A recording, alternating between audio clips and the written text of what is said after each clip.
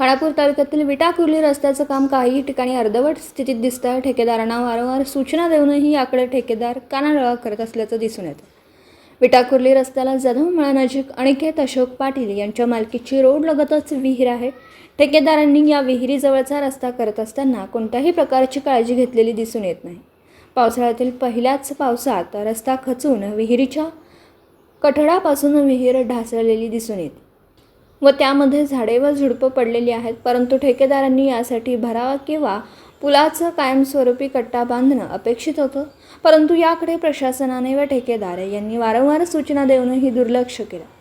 या रस्त्यावरून शाळा महाविद्यालयांच्या बसेस तसेच महामंडळ व खाजगी वाहनांची मोठी रहदारी असते. काम सुरू असतानाच याचं गांभीर्य लक्षात घेऊन संरक्षण भिंत बांधणं अपेक्षित होतं. परंतु अद्याप याकडे प्रशासनाने लक्ष दिलं नाही.